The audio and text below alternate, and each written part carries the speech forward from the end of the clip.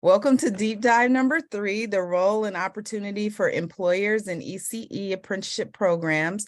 We have two very wonderful guests with us today, and I am going to let them introduce themselves and just share a little bit briefly about their apprenticeship program, and we will get started. So why don't you start first, Pam? Hi, good afternoon, everybody. I'm Pam Shaw with the YMCA with East Bay.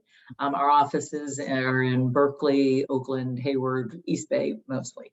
And we serve 1,800 kids in 4 counties, mostly through state and federally funded programs. We have about 130 apprentices every semester taking classes leading to entry-level associate teacher permit, AA, or BA degrees. And I guess you'll hear more about me after, or the program afterwards. Hi, everyone. I'm Tina Watts, and I'm from Skyline College in San Mateo County, nestled between San Francisco and Santa Clara. And I'm the Child Care Services Coordinator at the lab school, as well as the coordinator of the Education and Child Development Department.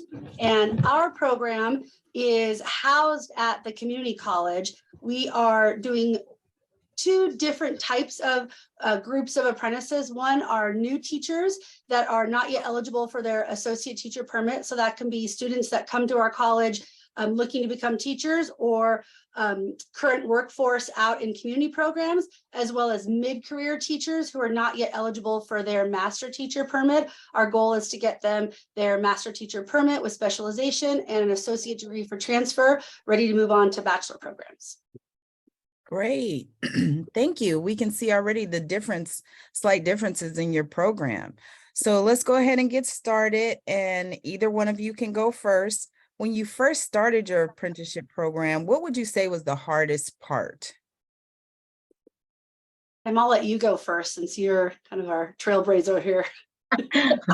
Hardest parts, plural, because it's never been easy. But funding was always a big deal. I mean, in the beginning, we had like an early Head Start partnership, early Head Start childcare partnership grant that gave us some extra training money. And that was really nice because we just put that all into training parents to become teachers. The next thing I knew, we were running an apprenticeship program. But some of the harder, like detail parts were getting like mentor teachers to assess competencies of apprentices. That's still like, we're still working on that. That's kind of a challenge. Getting what we needed out of some of the community colleges, like the classes, the instructors, the schedule, the time, the philosophy, the hiring, who we wanted them to hire, getting like contract ed working the way that we wanted it to work versus using RSI dollars. We're still trying to figure that out. And then getting classroom teachers to train apprentices. So when you've got an apprentice in your classroom, there's a tendency to think that they're going to do all the dirty work there, or not be responsible for equal work. So they're still learning how to train, and they think they're working with kids, but then they wind up working with adults, and they're not necessarily geared to do that. So that's been a challenge too. That's along the same lines. Again, from a different perspective, we actually started with what we called an internship. We got some funding from Heising Simons to help our teachers learn more about early math. And they were so engaged in the math learning and the mentorship that was provided through this small little grant that we thought, well, why couldn't we do this, outside of math for all of the different skill sets that teachers need? And so we, over the years, moved towards apprenticeship. And actually our college didn't know what we were doing. We were just doing it in the Child Development Center, playing with it and trying to refine it until we got some funding behind that. And once we got our CAI grant, or I guess they're called CAI grants now, our college looked at us and said, oh, what are you doing here? And it was some good stuff. So from the college's perspective, some of the biggest challenges have been about identifying support staff. The college has very siloed hiring groups. And so there are lots of different positions needed to help students be successful. And we have like 3, and we have to fit all of them into 3. And so that's been a challenge from an LEA perspective. certainly limited in who we can hire. So similar to what Pam was saying from the employer perspective, we have a lot of barriers around how, who, and when, and what funding can be allocated. And the college resources, everyone's patting themselves on their back saying, we're doing such a great job serving students, and yet we're finding that they don't all align for students that have jobs. And so there's a big assumption at the colleges that they're full-time students with no employment. And I keep saying, hey, we live in the Bay Area, everyone has to work. So that's been one of our challenges, but also one of our strengths is that we're building advocacy in our various departments for that, and really challenging some of the departments that are saying, oh, no, can't they just take off work to come on a Friday afternoon to complete a class? And we're saying, no, absolutely not. Like, no one can lose time, to graduate. Great. I heard you both talking about sort of hiring and the complexities and the difficulty. And I heard you say about mentoring, Pam. So one of the things I'm thinking about is, how do you manage the mentoring component? So I think for our entry level group, it's easier because they come in with nothing. That, most of them have 0 units, some have, maybe 3 units, some have 6, but mostly they come in with nothing. They may have some general ed units from some other area or an old degree that they've had in something else, but not early childhood. So getting them mentored by a teacher who's more experienced in the classroom, our head teachers can meet that role. And we're working with a group of head teachers that they've applied to be mentors. They go through an application process. Their classrooms are vetted. So somebody comes out, does class, does Eckers or Itters, does an observation, meets with them, talks to them, sees how they are. We like having people who have their site supervisor permits already, so they've taken the adult supervision class, and they usually, bypass the master teacher permit. They've got, the administrative units and stuff, so they're a little bit more ready to mentor someone. Not all of them. And then we've moved in this year to hire like a coach for the mentors, if that makes sense. So the mentors are getting twice a month training. They're meeting together as a group. They're talking about some of the challenges they've got and how to go about mentoring. We've got some really, really excellent mentors. We are not so good at mentoring at the higher ends, like for the people working on their AA degrees, or the people, I think the people that are working on their BA degrees, their center directors are more their mentors than another classroom teacher, or a classroom teacher who's already been through the program and has finished their BA will mentor the other people in the classroom. That works out really well. It's less formalized than the entry level people, and so this is stuff that we're still working on. But I think for the entry level, we have a coach that's training the mentors on how to assess the skills of the apprentices, and that's been really interesting for them because it makes them look not only at the apprentices practice, but their own practice and how they do it. And I think it's been really good for them as a reflective tool for their own early childhood skills. So that part is good. I love hearing you say that, because through trial and error, we're in the same boat, where at the lab school, of course, we were doing teacher preparation and thinking about adult learning. For this first cohort that we have going through our apprenticeship program, we've really had to take a different look at aligning how we scaffold learning from someone who's never ever been around young children in a group setting. So from the very get-go, so really thinking about things like professionalism. What does that mean as a brand new teacher developing versus somebody who's already had some experience in an early education setting? We've been thinking about how we scaffold that learning, how we move from getting to know the classroom in a way that is about equity and workload and what they're doing in the classroom, and also how to assess those competencies. We meet with we're calling it our community practice for our student assistants / apprentices on a weekly basis, both with mentor teachers and with our ECEPTS support staff as part of the college. And I think the competencies assessment has been one of our newer barriers in terms of how do we concretely and equitably assess students across some skill sets that we may have modeled and demonstrated, but didn't formally describe or articulate, and certainly didn't give rationale behind. So we're really having those conversations now about how are we more intentional about showing what we do, talking about what we do, and then letting our apprentices practice that and then get some feedback. So we're working on that system.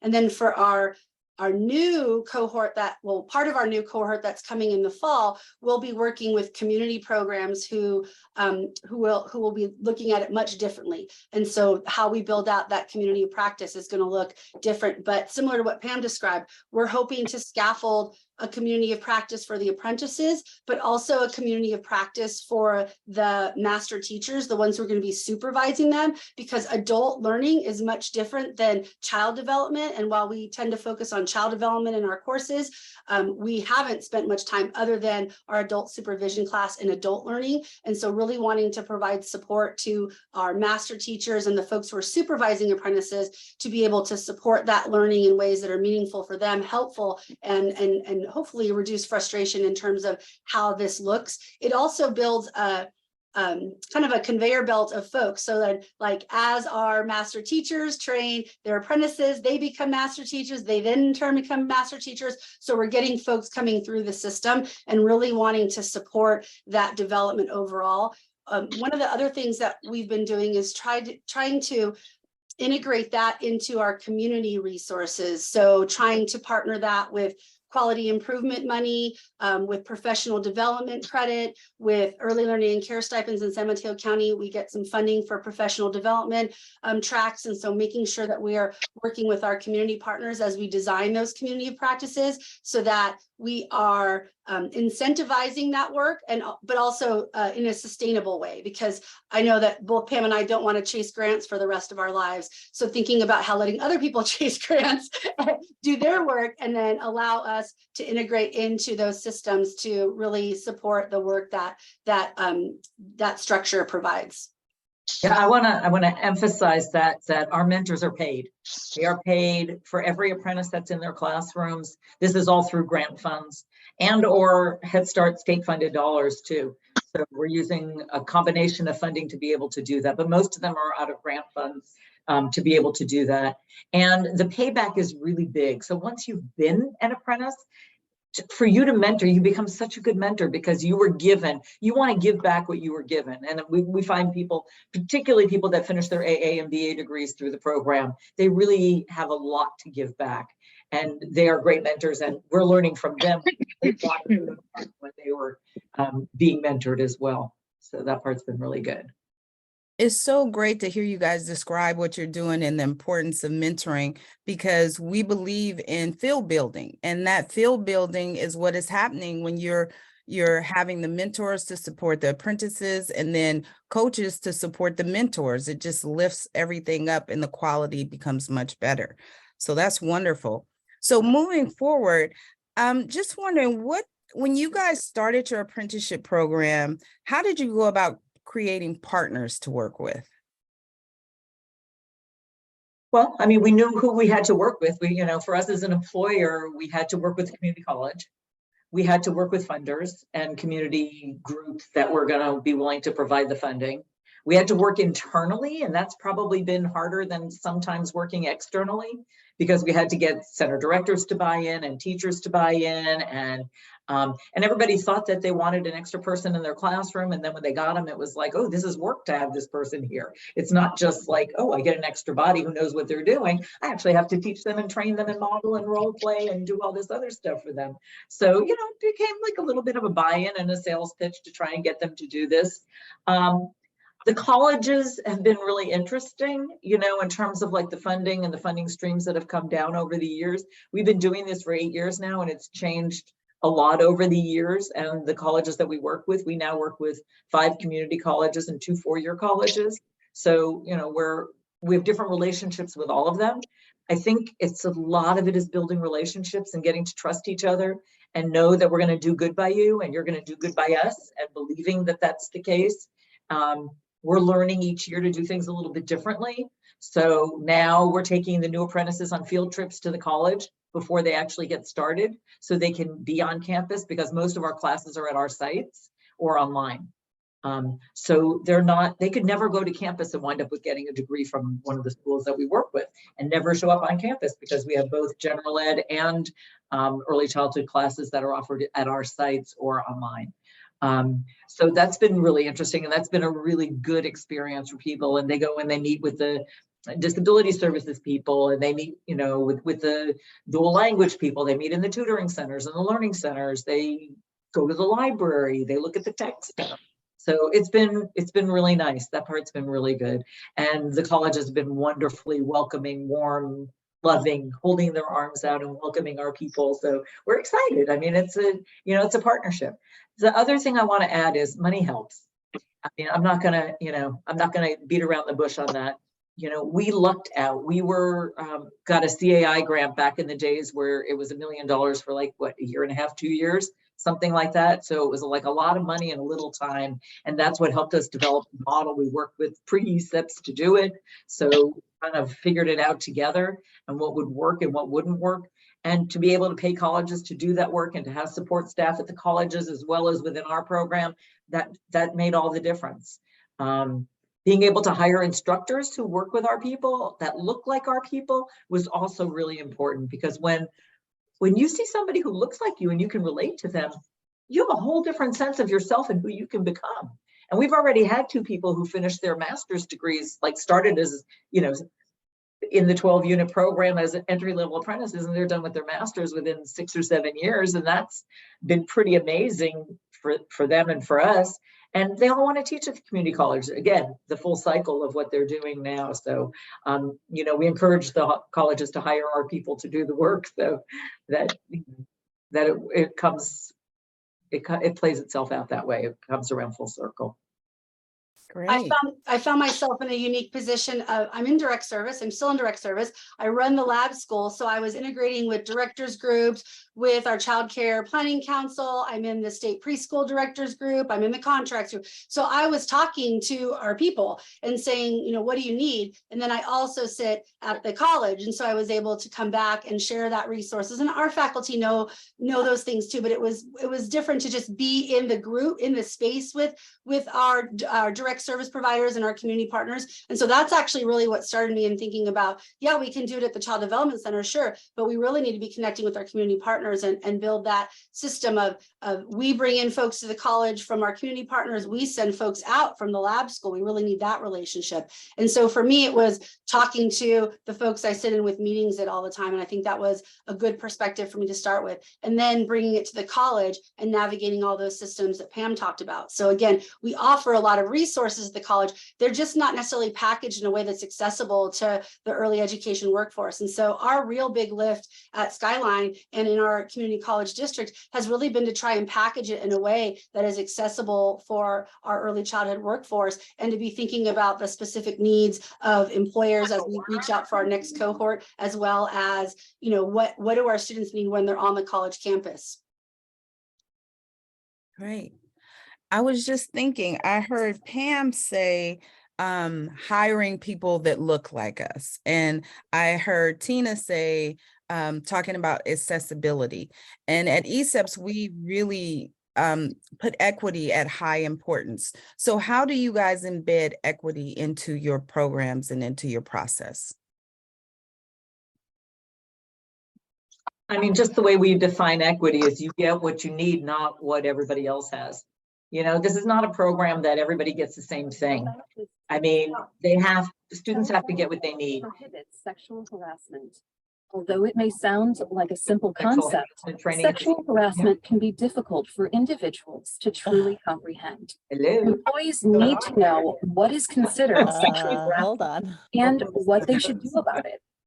California law has specific. I feel like I just went through that training. I totally just took that training, so I know exactly. Harvard. I just unmuted, or I just muted her. So Okay, thank you. hopefully that worked.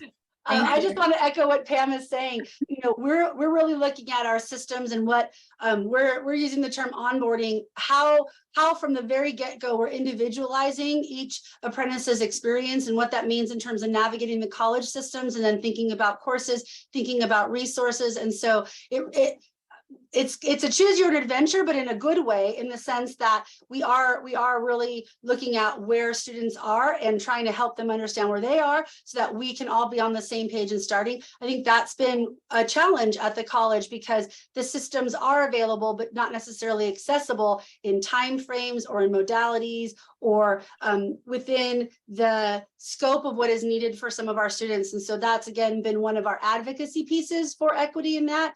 And I think the biggest thing that comes through for me is offering resources and classes at times for students that are working. So again, there's this really big assumption that people are not working, but we know that our people are working nonstop, 7 days a week, all varying hours. And so really trying to make sure that we have, we're mindful of that. And when we talk to our college partners, what does that mean in terms of how we coordinate those resources? And what does that mean in terms of how students understand those resources too? So, I love your idea of the tour on campus. And also, what about technology? Because we're working in technology systems now that are also unfamiliar landscapes for our apprentices, but that will be useful for them in their school experience as well as their work experience. So how do we support both of those, the physical and the kind of digital landscape, learning and becoming comfortable in ways that will be helpful, short-term and long-term for apprentices and for the workforce?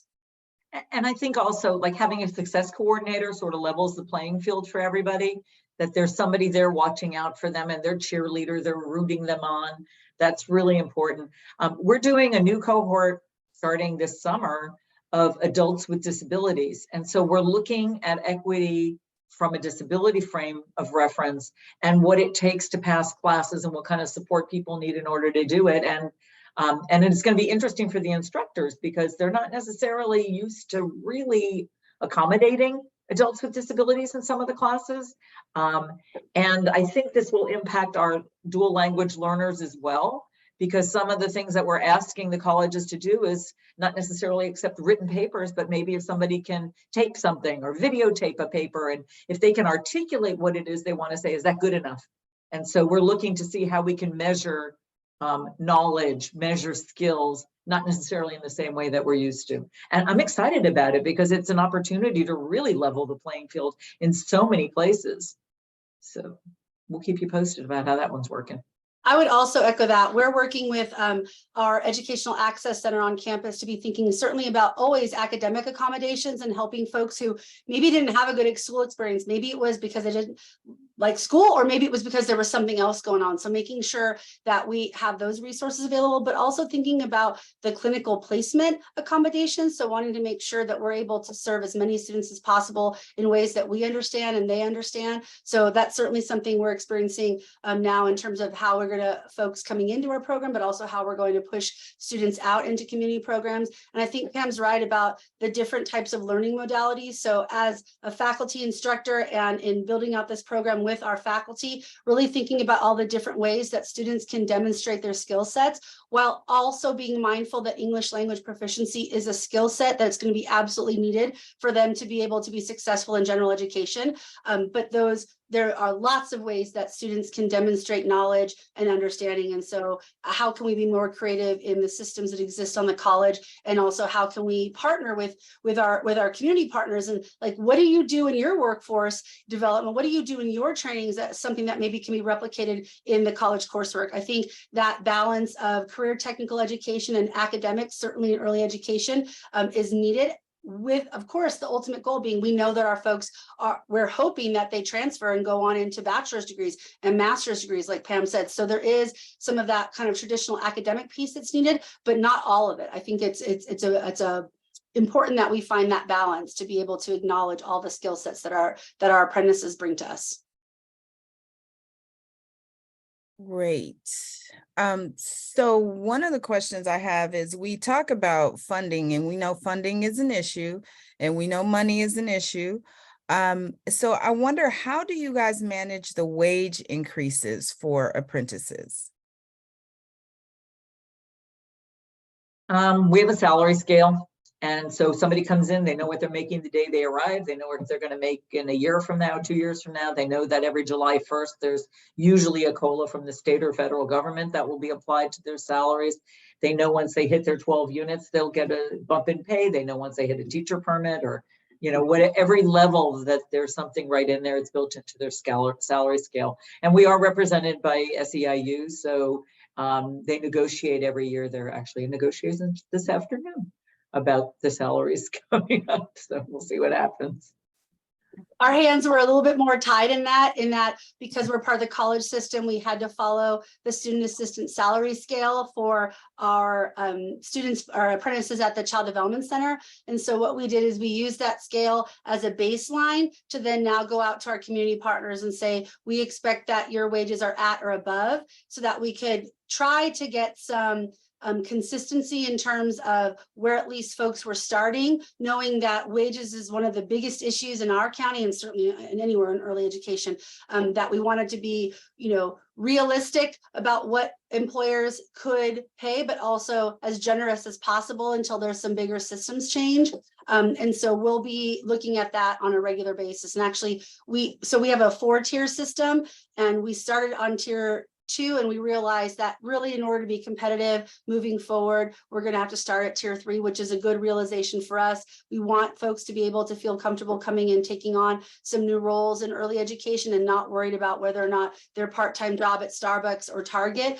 So being competitive locally in that way, I think that's going to be an ongoing challenge for us with our community partners, as some will absolutely be able to meet or exceed those baseline salary and wages, and some are going to be challenged to get there. And so that's where I think we'll be putting energy into finding some supports to be able to allow any program at some point that wants to participate who can meet the baseline quality criteria can. And if they can't meet the baseline quality criteria, then we're going to do our best to help them to get there. Okay. So Tina, I'm going to throw this one to you. What advice do you have for LEAs who are considering coordinating an apprenticeship program?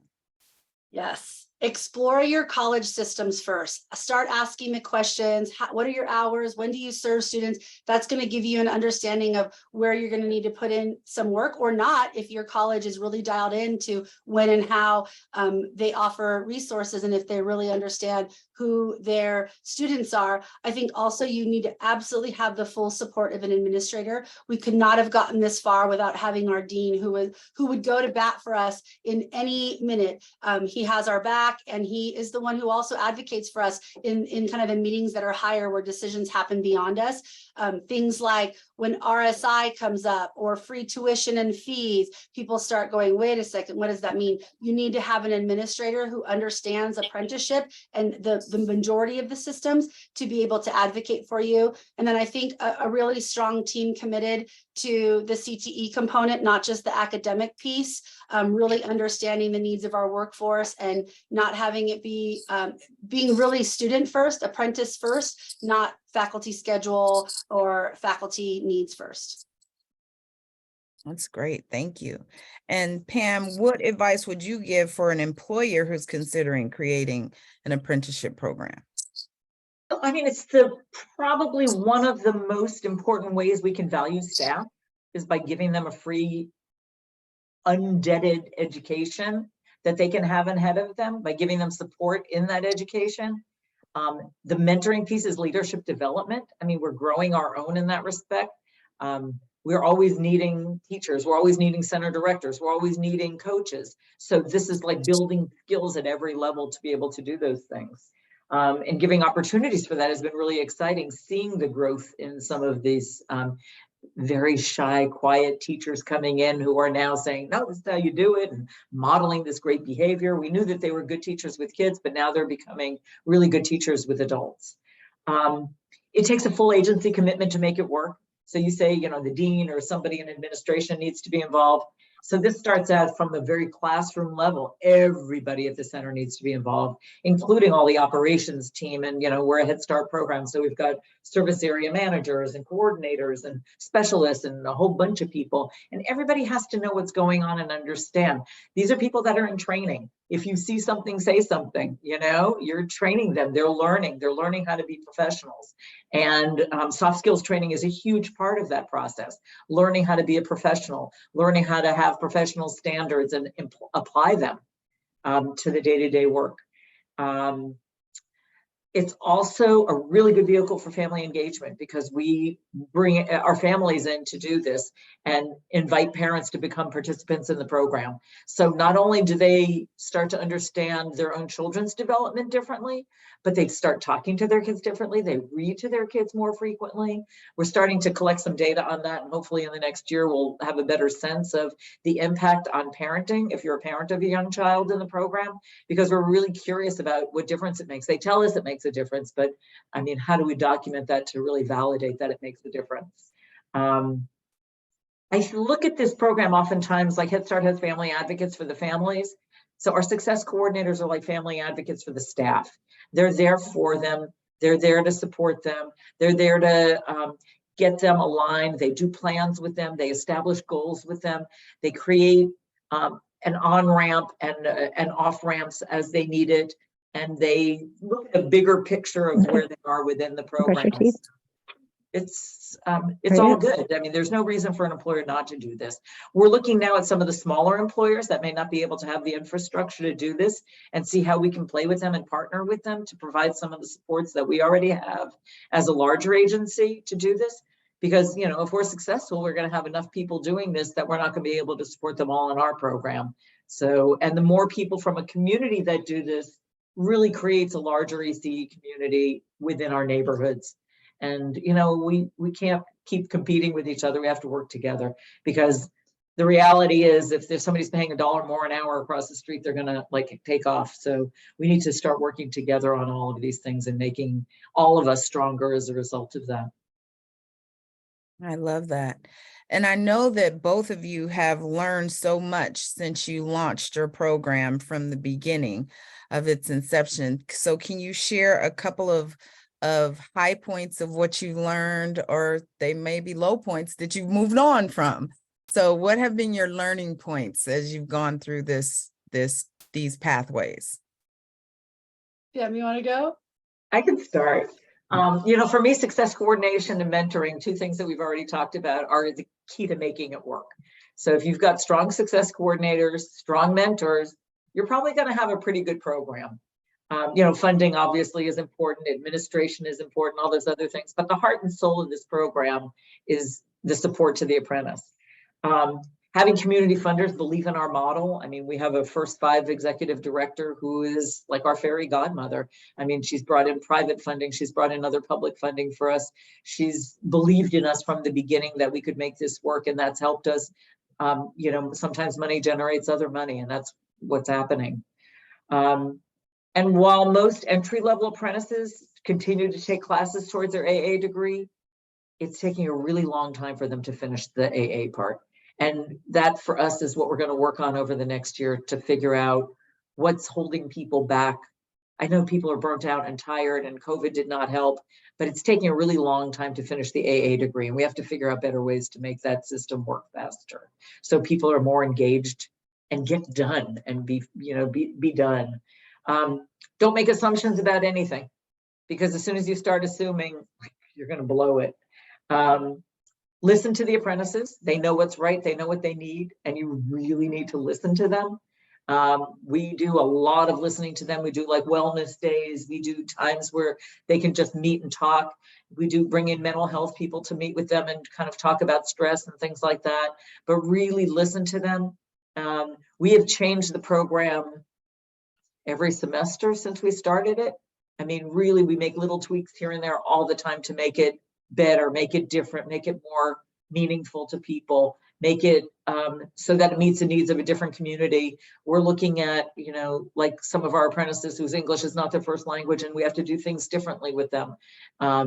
Looking at how we do tutoring, looking at how we get general ed instructors to buy into this philosophy and support the program. And then ensure diverse instructors that embody your model. I think that's one of the key things. And then we talked about equity already, because that's like what makes this thing, the boat float. So I guess I'm sure I'll come up with some other stuff as you talk. Okay, I heard support. That's what I heard. Yeah, it's true for us too. So this first official cohort that's gone through, they're new teachers, and they're loving their work. And they also didn't understand the work because they're new. So it's that learning piece and articulating from someone who has experience perspective of professionalism. Like, so our master teachers, like learning from the apprentices, what they tell us. I know one of the things they just told us, they said, you know, we would have liked to have known that we only get paid once a month. That's a college system. Like that changes how you budget for the month, right? And so those are the kind of things that we're learning from the current cohort in terms of like what they need from us to understand the system, to understand competency, what is the structure. So that's been a huge learning curve for us kind of internally. And then within the college system, it's really been reducing those institutional barriers. So again, making sure that we have coordinated the resources to be available either on site or at a time when students can make it, being more mindful about what we recommend to students in terms of whether it's an ESOL partnership class or a 0.5 tutoring, because it'll be helpful for them to log their hours online to be able to pass the English class. I also think that we've learned a lot about what our students are navigating. I think we knew it, but really like how it fits into professionalism. So what level of, how much do you flex when someone's going through something hard with their families? And how much do you need to bring it back to, this is the job, this is the class, where are you at? Certainly with our newer cohort, I think that'll be a different experience with our mid-career teachers, but still the same thing. How do you navigate work-life balance? And what does that mean in the context of an apprenticeship? And I think, you know, what Pam said about it taking a long time, this is what brought us to apprenticeship. We were seeing our students take 6 to 10 years. And while that's real for people that are working part-time, is there a way that we can make it a little bit quicker for all the reasons we would want them to be able to take higher paying positions, leaderships in our field? And so the idea that we are really navigating what classes and when and how they take it so that they can be successful in that. And I think that'll continue to be a learning experience for us. Certainly, I feel positive about the support that we've received from our colleagues in other departments. So when I go to talk to the language arts dean or the STEM dean, or as I'm coordinating these classes that are outside of our department and division, it's helpful that they're thinking about being supportive, but then also then it comes down to, well, how many students do you have? And can I offer a class on a Saturday or in an online modality or in a hybrid modality? So I think we're going to continue to push in that way. And I love that it is equity work. So again, not assuming that our students can take Monday through Friday, you know, 9 to 12 p.m. classes. So we've learned that. And I think also just how we navigate the college systems from, I'm a faculty member, that's been eye-opening for me, but also really informative. And I'm taking what I've learned to my department as well as my support staff, you know, as we connect with all our different departments. We're learning a lot more, and I think we're going to be better instructors and support for it. And then the community piece, that's our next adventure. So we're meeting with our community partners who signed on with us a year ago, and we're going to see what they bring, right? So that's where the next level of work goes with individualizing that success coordinator. What is it that their staff or, you know, folks need in terms of how many units that they take in, where are they at with their permits, what is their capability for taking on, you know, 3 to 6 units a semester, and what does that look like in terms of management? So that'll be, you know, deep dive 3.2 next year when we've actually done the next level, which is bringing in our community partners into the college system and seeing what we need to change from that perspective. Great. I think we have time for one more question before we open it up and let others ask some questions. And so I'm just wondering, Tina, from your standpoint, being faculty, we know that some of the barriers are actually the faculty and the collaboration with the faculty.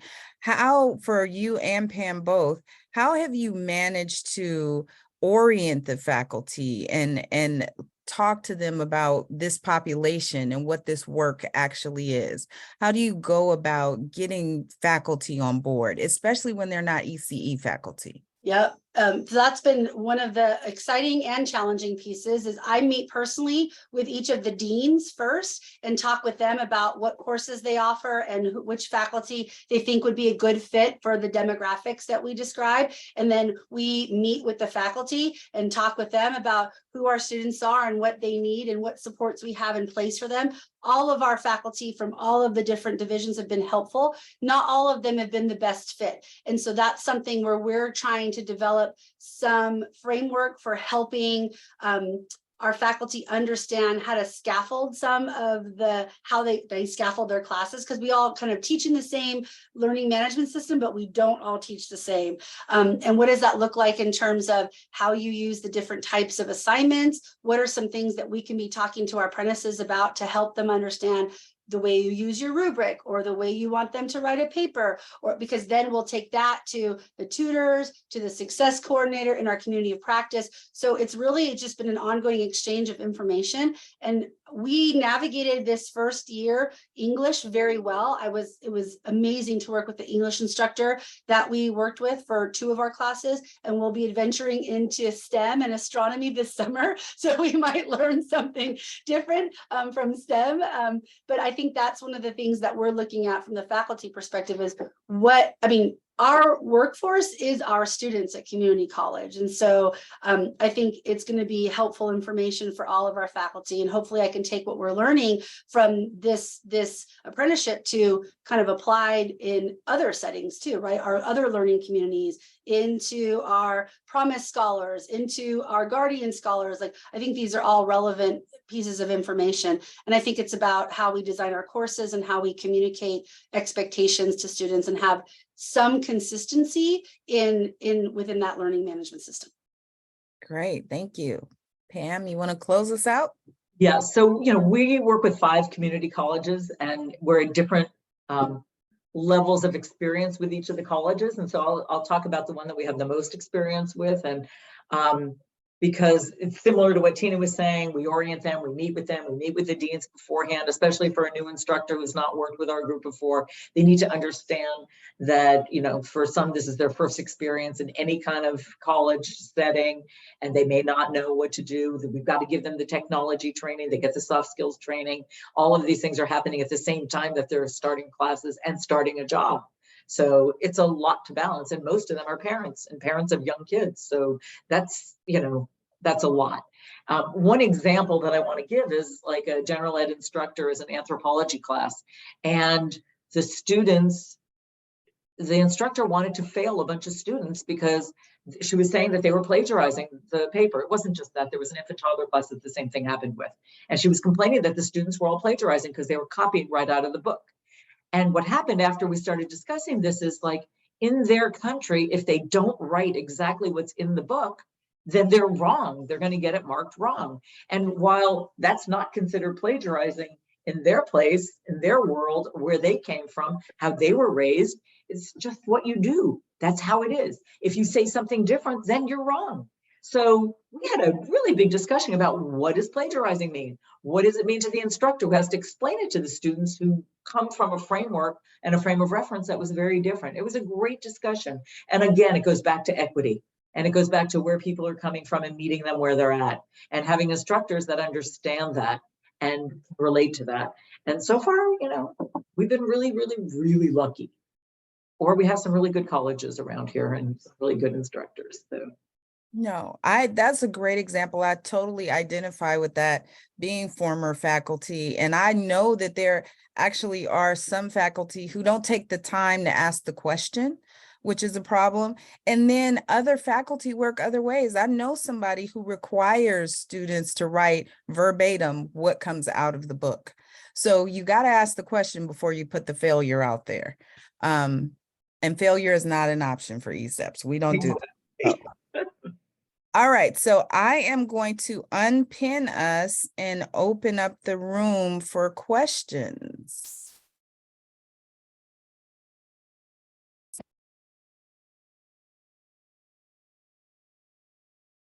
I don't have a question, but I just wanted to share that, in my past employment experience, in the past, I've been in a unique situation where I've been in a faculty and with the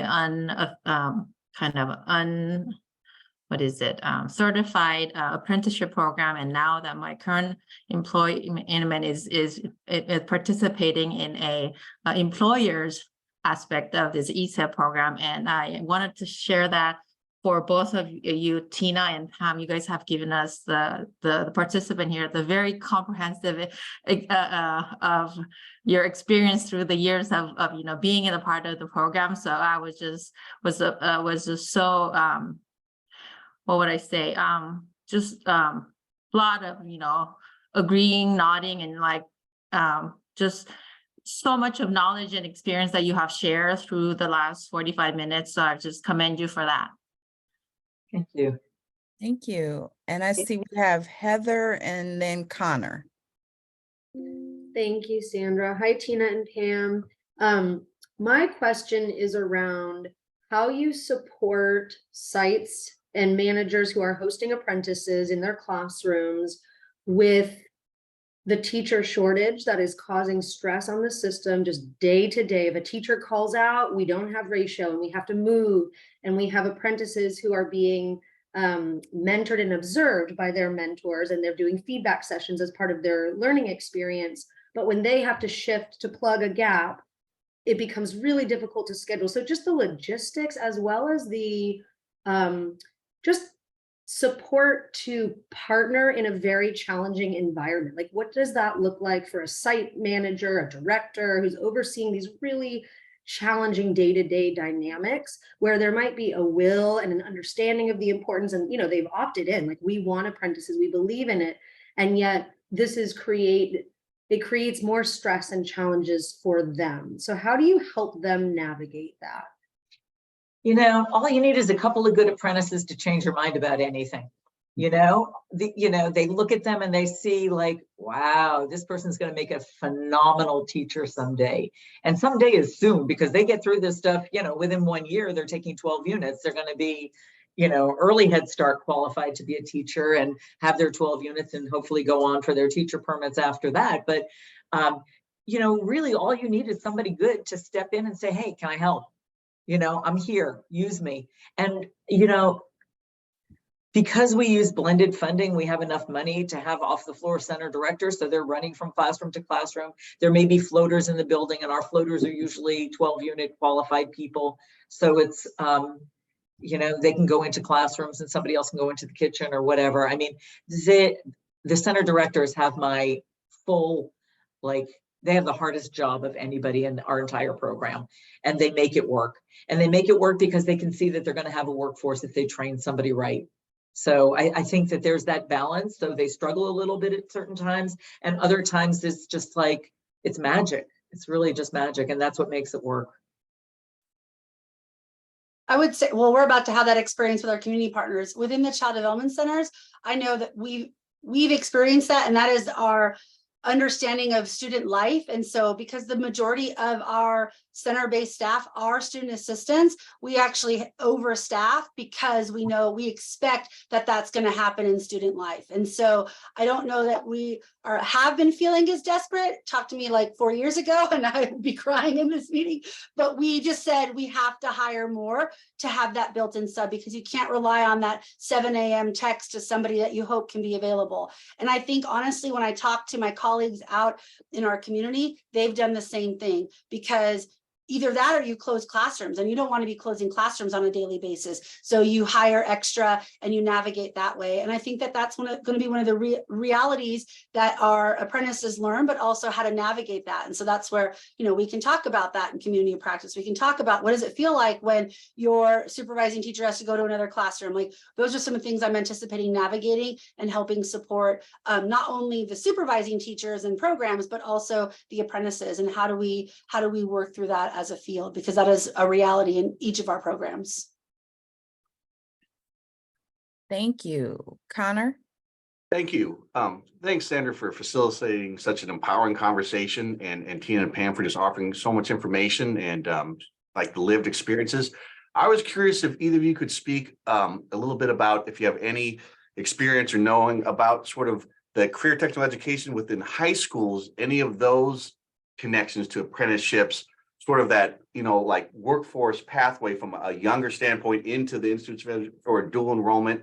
Anything you can speak to those partnerships or thoughts around that as well? So we've done some dual enrollment classes, and we're going forward in the next year. Hopefully we'll be funded for a grant that we applied for. We should find out any minute now whether we are going to be able to do a full-blown county-wide youth apprenticeship in one of our counties, and really excited about it. We've got a CAI grant and some strong workforce money that's going into it now. So our first meeting is next week. Talk to me after that. But we already have like summer placements with funding attached for salaries, and they'll start taking classes. They'll do some kind of class, like a work kind of experience class in the summer, to talk about what it's like being in the classroom. You know, they'll meet once every 2 weeks or something for a couple of hours to just, you know, talk about their experience. And then in the fall, they'll go in for early childhood classes, which they'll take one class per semester their junior year, one class per semester their senior year. So they'll graduate with 12 units and a lot of work experience, because they'll become work after school, holidays, and, you know, if the centers are open, and summers for sure. And then by the time they graduate, they'll have an offer of a full-time job. I'm going to talk to you then, because that's year 4 for us. So we're starting with center-based programs because that has been the easiest lane, although not necessarily. Our goal is then to reach out to family childcare and see how we can bring on family childcare, and our youth apprentice would be the last one. We currently have a dual enrollment program with Oceana High School, and it's working okay. But right now, what I think we need to do from the college's perspective is build out the certificates first. That's the way the college allows us to then place classes out in dual enrollment. So we build out the certificates, we rearrange the classes. So it's similar to what Pam just said, that they would have 2 years, 4 units, and build in the work experience so that they would leave with their, at least their associate teacher permit and work experience, able to onboard into any employer partner or into the college to complete their degree for transfer. Great. Thank you. And thank you for your question, Connor. Cindy, I see your hand, but I'm going to go to the 2 questions in the chat first, and then I will come to you, Cindy. So we have a question from Amanda Castro. How many classes do you feel like apprentices are able to successfully handle each semester? We are starting our first cohort in July. Congratulations. And only requiring 1 per semester for our first track, which is a year long. So summers, they can only take 1 class, generally speaking. In the fall, we do 2 classes, but we do 8 to 10 week classes. And for some people, that's too fast. For others, it's fine. Our current cohort right now, there's like 30 something of them, 32, 28, something like that. And they are all getting A's and B's in their classes. So it's not too fast, and it seems to be working. And we've got the right combination of instructors, and we sequence the classes in a way that it builds up. So they start with like child, family, and community, or sociology of the family, and then take child development, which is more complicated, and then go into infant toddler development, and then they'll do either like children's literature class or working with kids with special needs class. So we try and sequence the classes based on both interest and complexity, so they can get their 12 units. They have to have infant toddler development within the first 12 because we want them to be able to work with babies. And they can't take the infant toddler class until they've taken the child development class. So ours is similar. So we focus on our 4 core classes, which is child, family, community, child development, curriculum, and principles and practices. And English is what we start with in our general education. For us, we have a combination of students that are, or apprentices that are part-time. So kind of traditional college students working part-time, going to school part-time. So we have them enrolled in 12 units. And then our assumption with our full-time folks, our mid-career folks, is that they've taken some of the ECE, so their focus is going to be on general education. So our goal would be 3 to 6 units per semester as part of the course sequence that we developed. And what we found with our first cohort was that for the first semester, we actually built in cooperative education as part of those 12 units. For some of your apprentices, they're going to want to qualify for to be Promise Scholars. They need to be enrolled in a certain amount of units. They want to qualify for some financial aid above and right now. For your information, our college is tuition free, like for everybody, but there's still a reason why you'd want them to apply for financial aid, to have grants and scholarships and loans to be able to live and do some other supports. And so anywhere from 6 to 12 units is what we're expecting. So that we get them out within, our goal would be 6 years max. Factor in all institutional barriers, situational barriers. We're trying to avoid the 10. So keeping them on track with 3 to 6 units, I think is the way to do it. But we'll find out, right? So we're gonna onboard this new cohort, and we're gonna have a different experience from the cohort that we're building within the child development centers. Yeah, and for us, we do not want them to use their financial aid during their AA degree. We want them to save it for their BA, otherwise they run out.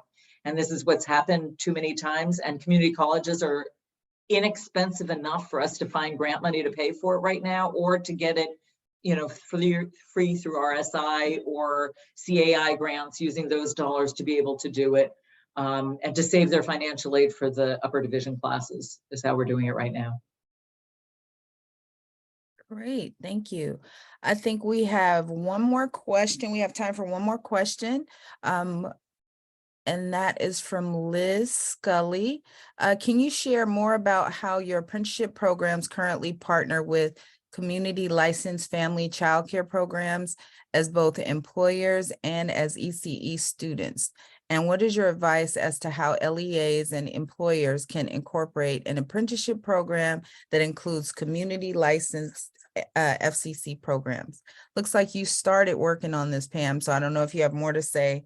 Yeah, no, I said that we don't do family childcare right now at all. And if there's openings in the classrooms and there's a family, in the college classes, and a family childcare person wants to join our cohort, we'll let them. We've let them take classes in the past, but we don't do family childcare right now. We're all center-based. Yeah, so hi Liz. We are going to be building out to family childcare, but not starting there. One of the things that we're working on at our college has been the biggest barrier, which is practicum. And how do we get family childcare folks who want to complete practicum that supervised experience? And so that's something that we're talking about with our, if we can use Perkins funds for that, if we can partner with the mentor teacher program, we're going to have ongoing discussions about how we can start building in that supervised teaching in family childcare homes, so that students who want to complete the certificate and certainly the degree for transfer have that capability. Right now, we expect them to go into other sites to complete that hours. And again, we're trying to be realistic about, these people own their businesses. They've been doing it for a while, for a long time. We want to make sure that we're meeting them where they're at. So that's something that we are hoping to launch within the next year, which would then allow us to consider how that fits into family childcare, fits into apprenticeship. If we can manage folks going out into family childcare homes and doing the mentoring and supervising with practicum, then we certainly can do it as part of an apprenticeship program. But I think that it's going to take us a minute to figure out that the funding for the folks who will go into homes and at what scale we can do it. Like, I certainly don't think we can do an entire practicum class of family childcare. We might start with like a pilot of 4 and see and work out the kinks there, and then scale it as we get more understanding of funding and what is needed to support family childcare providers. Great. I think that was our last question. It is 2:58. And I think we can wrap up and thank everyone for coming. Thank you so much, Pam and Tina. This was a great conversation. I hope that folks found it useful.